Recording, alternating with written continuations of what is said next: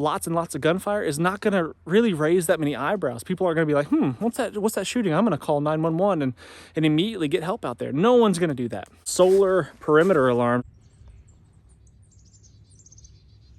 Emotionally, that is a deterrent for people because they're taking on risk at that point. Solar motion sensing lights are... So it's our primary responsibility to protect our families.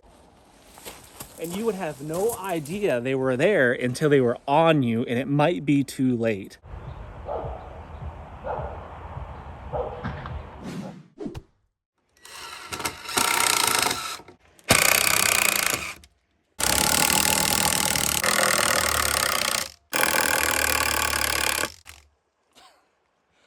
Just setting up some booty traps. That's what I said, booty traps. Why are they called booby traps? They don't resemble boobies in any way. Not real sure what that's all about.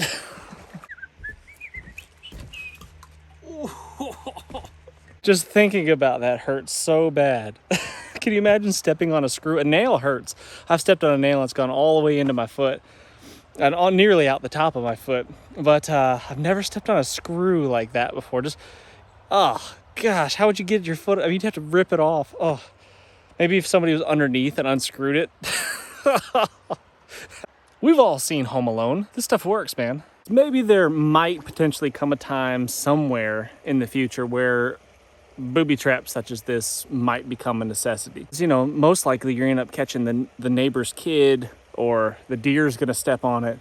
You know, all the people that talk about putting the barbed wire, the razor wire through the bushes and stuff, you know, that's what you're gonna catch. You're gonna catch the deer trying to get through. So I wouldn't advise these types of measures to keep people off of your property as of now, unless you really, really enjoy getting sued and or possibly going to jail from injuring some would-be intruder. Although I think my favorite booby trap from Home Alone is going to be the paint cans on the rope swinging on the staircase. That one's pretty good. I enjoy that. The bricks, that's not really a booby trap. He's just throwing bricks off the roof and hitting Marv. That was pretty good. I enjoyed that thoroughly. What's your favorite booby trap?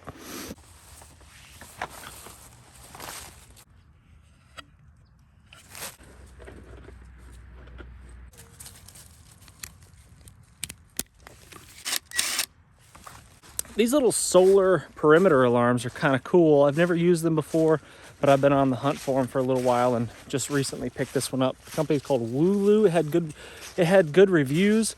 Haven't tested it for any length of period of time. I know it works because I tested it in the house, but other than that, I don't know if it's a solid system or not. But what I want to do is install this on a main entryway onto my property so that if anybody comes on here without me knowing, because I can't see this entryway from my house. Maggie, come. Get away from the road.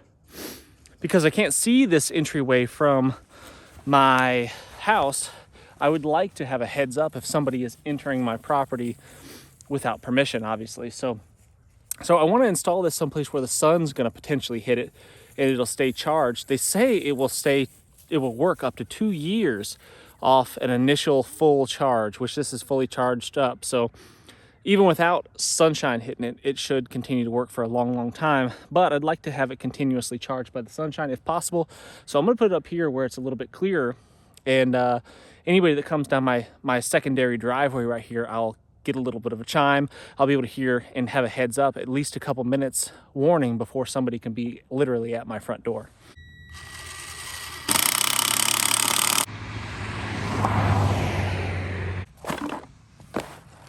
All right, let's see if it works.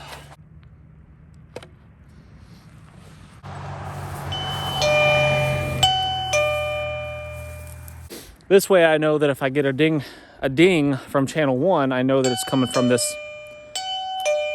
from the uphill driveway up here. You know, perhaps maybe the smartest thing to do if things were to get really bad around here is just to shut this upper road off.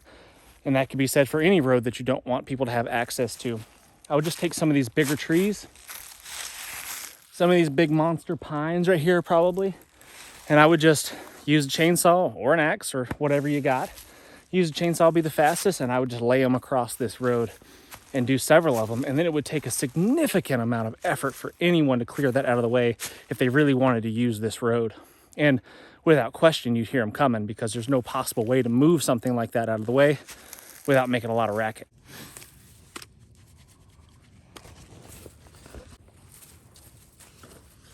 All right, let's go set the other one up, Mags.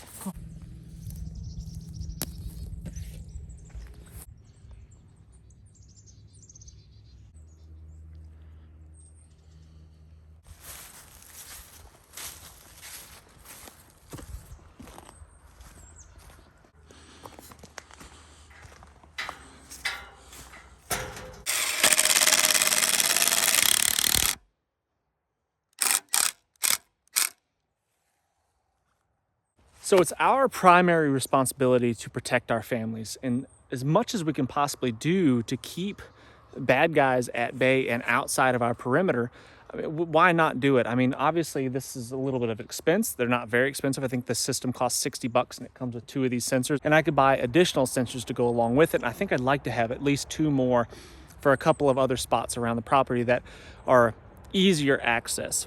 Now, I know what you're thinking. I think you're thinking, well, you could just walk around the thing. Path of least resistance is what most people will take, and criminals are not always that smart. They might just stroll down the driveway in hopes that they'll come across some opportunity to steal something or to hurt somebody. So I think anything that we can do to deter people, and even another thing what you're thinking is that this is out in the open, they'll just see it and they'll walk around it. Yeah, maybe they'll see it and they'll think, that place, maybe the juice isn't worth the squeeze, and I'll just move on down the road to something else. And that goes for all these other things as well, like a gate, like this gate right here. Yes, a truck could just smash through this gate and plow through it and just take it down, no problem. It wouldn't be that big of a deal. But it's a deterrent. Even if this gate is wide open,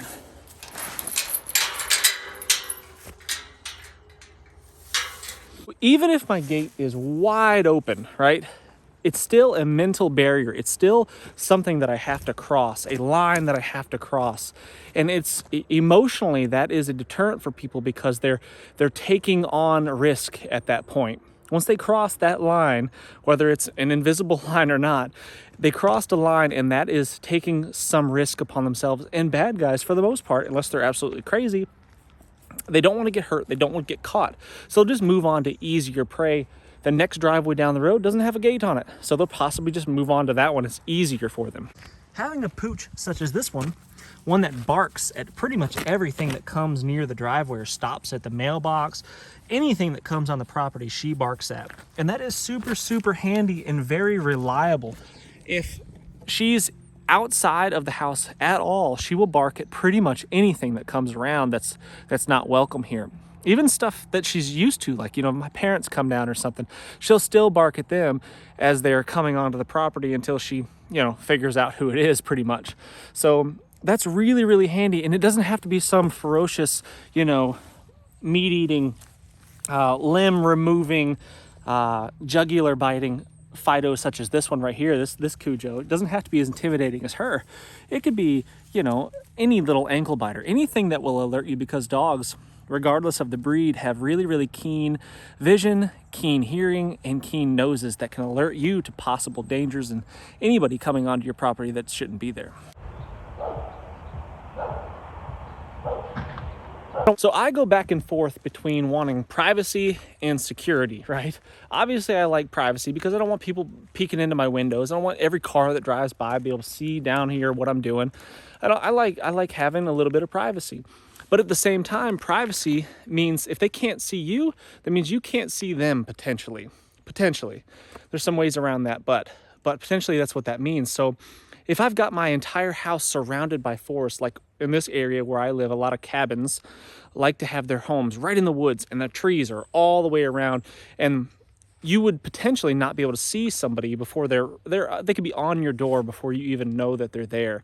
You couldn't see them coming. Now, for security reasons, it's probably beneficial in a lot of ways to just straight up clear the land. Have 300 yards and 360 degrees all the way around your property completely cleared out, so there's no possible way somebody could find any cover or concealment on the way to your property, to your home, your actual house. So there's definitely some advantages to that, but again, I don't want to clear cut my property because I like having the trees around. I like having the foliage. I like having a little bit of privacy from the road and whatnot. So, but I think there's a balance to be had there. Very purposefully, I've cut some tunnels, some pathways through the foliage so I can see longer distances across fields like on my property. So like right here, for example, I can see about 75 yards in all directions, at least 75 yards in all directions, and further in some directions, because I've thinned out all of this thicket. This used to be really overgrown and really, really thick, but I've thinned it out quite a bit so I can see what's going on over here. It still offers me some privacy from the road, but it'd be very difficult for somebody just to walk up onto my house. Now, these woods behind me, that's a different story. The woods are much, much closer. A few years ago, I worked on opening up the forest behind my house and clearing that up and opening up a little bit so I can see further and get a little bit more visual going on. That has since overgrown quite a bit. I live in the jungle, and when you don't stay on top of it, it will just quickly grow up. Living in a rural area is not without some problems when it comes to security. First off, you are much further from help. So if you should need some help, you've got a potential bad guy trying to get into your house to harm you, steal things, whatever. You are much further from any aid as far as police or friends or other family members or whatever. So that is a problem. So you're going to have to be a lot more self-reliant in that aspect, at least initially in the beginning, in the few minutes that are the most critical probably. If you live in a more suburban type area, you're going to have a lot more eyeballs around you. You're going to have a lot more people that can see what's going on and possibly alert you to the danger, call for help, or aid, actually help themselves. You know, if you live in a neighborhood and you hear glass breaking, chances are someone's probably going to hear that and someone's going to look and see if it's a problem. If somebody breaks my window on my house here, ain't nobody gonna hear that but me, or if I'm home, you know? So none of the neighbors are gonna come responding to a piece of glass being broken. Now, if my house is being shot full of holes, that might be a different story, but even then, you know, gunshots out here are very common. Very, very common. Even lots of gunfire. There's shooting ranges all over the place. Everybody's got a backyard shooting range. So lots and lots of gunfire is not going to really raise that many eyebrows. People are going to be like, what's that shooting? I'm going to call 911 and immediately get help out there. No one's going to do that. No chance. I'd bet a lot of money on it, especially, you know, in current times. Maybe if things get a little bit worse and the world starts continually falling apart as it is and getting much, much worse, you know, people are not going to be target shooting so much, and any shots that you hear are going to mean something. But at the moment, they don't really mean anything. Having these holly type bushes with these sharp, pointy leaves, I hate these plants actually, they're the worst. Having these underneath windows around your property is not necessarily a bad idea, and it's also not necessarily a good idea either, because so let's talk about why it might be a good idea. If you've got these sharp, pokey, impenetrable plants that are close to your windows, your doors, people are going to be much less likely to try to push through those and get to your window, right? But then again, it offers a place for someone to hide. So, for example, if I was walking around the side of my house, or my wife was coming out of the front of the house, or whatever it is, there could very easily be somebody concealed in the bushes right here. And you would have no idea they were there until they were on you, and it might be too late. So having plants and shrubbery and bushes and stuff like that around your house is good in one aspect, that it might keep some people away from those areas of entry, such as your windows, but it offers a lot of concealment for a would-be bad guy to ambush you as well. So I took, again, a few years ago, I took the time to clear all these bushes right here and to thin out some of the foliage around my house so I could see what's going on, and I could look over the railing and have a good visual. No one could be hiding there in the bushes. But again, they're starting to grow back, so at night it's time to start clearing it out. I cleared all this behind me a few years back, but like you can see, it's starting to grow back again just a few years later. So I've got to thin that again. So now when I look out my windows, I can see what's going on here in the woods up behind my house. Isn't it the Chinese, when they were building the Great Wall of China, that they cleared, I forget what it was, this, you know, a couple of kilometers on both sides of that Great Wall. So there's no possible way of an enemy approaching and sneaking up. So there's definitely some strategic value in clearing the land around your home. I've got my wife listening to the chime inside the house to make sure, I want to make sure that the range is okay. They say 1,800 feet, and this is definitely less than 1,800 feet. So, but I just want to confirm that before we call it good.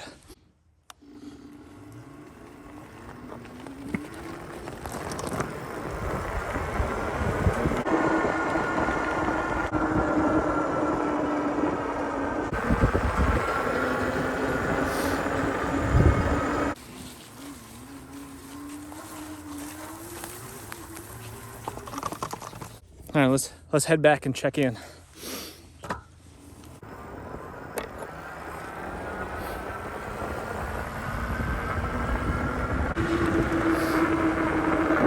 it's cold on my hands this morning. Yowza.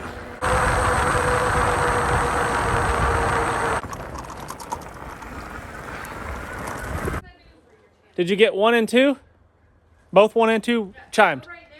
So here's one of the tunnels in the foliage that I was talking about, where I can see much, much further distances than I would have before I cleared that out. And this bridge here, for example, is a path of least resistance. This is a possible place where someone's going to come across and get closer to my house.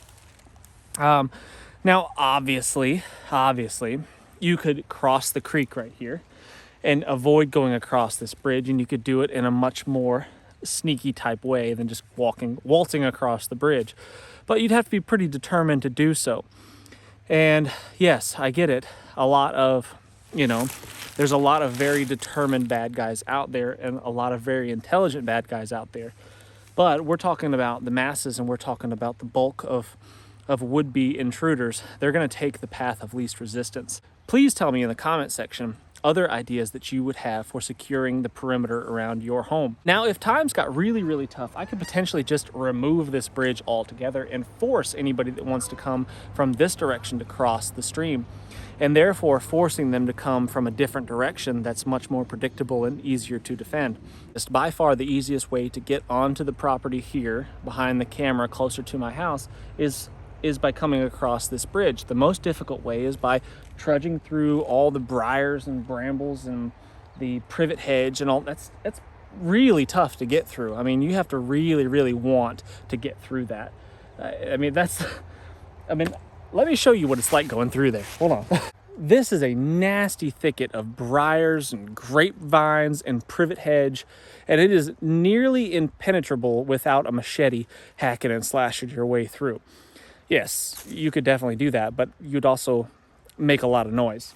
So this is probably the clearest spot that there is right here. And once you get past this, you are stuck. Be a nightmare to get through there.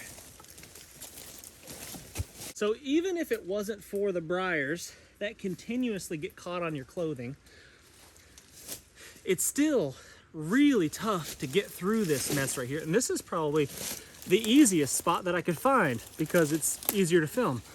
The rest of it is a nightmare, and I don't even want to try to go through it because I just end up tearing up my clothes. But so with the exception of that one with the exception of a couple of tunnels that I've cut through the foliage back here, all these briars, this is what it's like. It's really, really tough to get onto my property through this nastiness, and I've left it here on purpose. I'd like to clear it up a little bit. Honestly, I'd like to, manicure it a little bit more, make it look nicer, and be able to see a little bit further and that kind of stuff. But for security reasons, I think it's important to leave it here.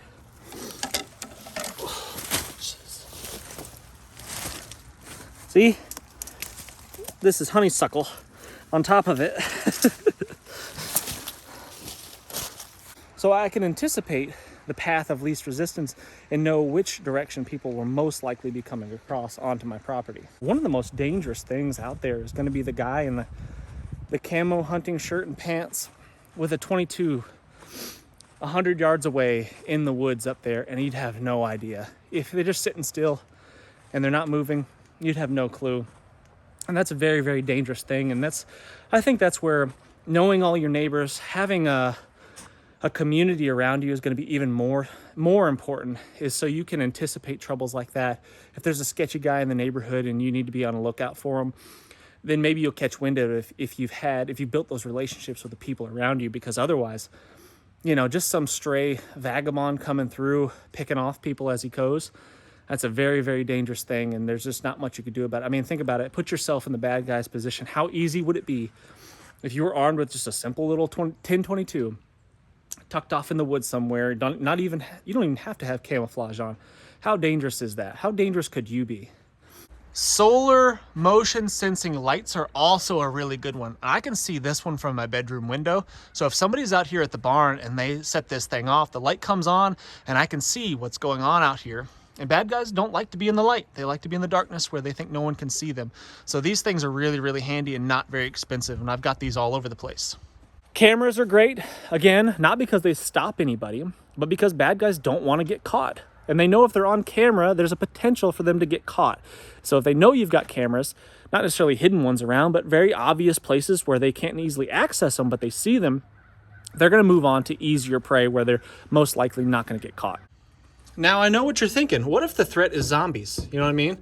It's always important to have a couple of really good zombie weapons laying around, melee weapons, so you can defeat the zombie hordes. So keep that in mind and be prepared. Now, maybe what you're saying is that this isn't applicable to me because I live in an apartment or a condo or a neighborhood where the houses are really, really close together and I don't have property per se. Yeah, I mean, I get that. So there's only so much you can do in that type of situation. Get an extra deadbolt for your door. But that's going to probably come down more to tactics than anything else. Again, know your neighbors, know who the people are in your immediate vicinity on the floor of the building that you live in. Above you and below you, meet as many people as you can and befriend as many people as you can and learn who's who, people that you should look out for, people that you should watch out for, untrustworthy type characters if the world should fall to crap and there's suddenly an opportunity for those unsavory individuals to start taking advantage of the people around them. So learning your neighbors, I think, is a really, really important one if you are in that type of situation. And then tactics, don't open the door. You know what I mean? Securing your perimeter. Keep the door closed. Take a look through that peephole. Don't be friendly per se. Talk to people through closed doors, through locked doors, and be armed. Be ready to go at a moment's notice. Having some sort of family defense plan, I think, is important. Not just that you know. I mean, obviously, you can plan things out and you can be trained up and you know where to go and where the best cover is and concealment. Yes, but what about the rest of the individuals in your family? Do they know what to do if something should go wrong, if an intruder should come onto the property, if someone's trying to beat down the door? Who knows what could happen? But do they know what to do in a situation like that? Do they know what the safest places in your home are? I know, like, for example, with my kids, I've gone over one of the safest locations in the home. And if someone's trying to get into the house, they need to arm themselves. They need to get to that location as quickly as possible and be ready to defend themselves. You have a good close neighbor on speed dial that you can get them here as quickly as possible. Like, for example, someone came onto my property and was rooting around in my barn. And my wife called the police, and then she called my friends. And guess who showed up first? My friends were here significantly faster response time than the police. I would argue that they're just as, if not better, trained for the situation at hand to take care of business. So I think that it's, again, important to have friends. I think it's important to have a network of individuals that you can trust, that you can count on, and call for help when needed. So we can't live our lives in fear, guys. We have to continue to enjoy our lives. We have to continue to have people over to our homes. We have to celebrate the small victories and the birthdays and all of the things, and we have to enjoy our lives. I really feel that we shouldn't stop doing that stuff just because the world is getting scarier. I think we need to continue that more than ever because that's what develops those tight bonds and those strong communities. But we have to do everything in our power to continue to improve not only ourselves as far as our training and first aid and self-defense and all of those things. We have to continue to improve those, but we have to build our infrastructure around us, build our wall. Now, ideally, yeah, I would put a 10-foot, 12-foot wall all the way around my property that no one could get across, and it'd be electrified, and there'd be guns on turrets, motion sensors, all of those things. Yeah, that'd be great. But obviously, we're all on budgets, and those $60 motion sensor chimes are one more step in the right direction. Putting up a gate and a barbed wire fence are all not impenetrable barriers, but they're psychological barriers to a would-be bad guy. One way of looking at it is that they could say, okay, this person clearly has something worth taking. Or they'll look at it and say, and most likely what they'll say is that this place is not as easy as the house next door. I'm just going to move on down the road to easier prey. And that sucks for the easier prey, but we are all responsible for our homes and our families first. So do the best you can to protect them. And this one might seem a little silly to some and maybe a little bit overkill, but I've got things like this stashed all over the place, just ready to go. So if I was to be caught with my pants down and a little unprepared, a little less prepared than I normally am, as far as what I'm carrying on me, I've always got something close at hand, and I don't necessarily have to improvise a weapon. It's already ready.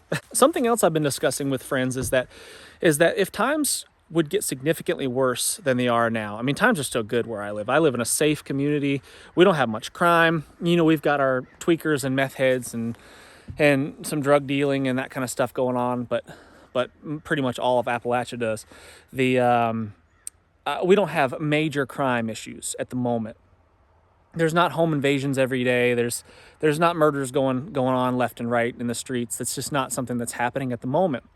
But if things were to get much, much worse, if times were to get much, much harder than they currently are, I might potentially change the way I just live my life just in general. If it's still just me and my family living here, me, my wife, and kids, I might change the way I live my life, and maybe I'm just sleeping outside. You know, and it's just me being a buffer between them and the bad guys.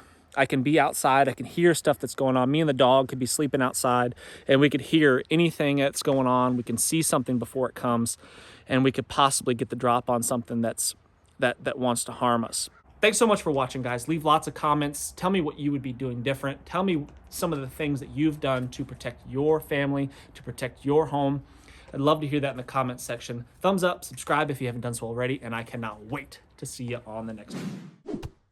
I'm Jason Salyer with Survival Dispatch. As a Survival Dispatch insider, you'll be able to gain the knowledge, the skills, and equipment necessary to protect your family when it really, really matters. They'll provide crucial information on such things as stockpiling food, medical necessities, communication plans. You will receive specific, actionable plans. You can deliver proven techniques to help you get home, shelter in place, or bug out safe.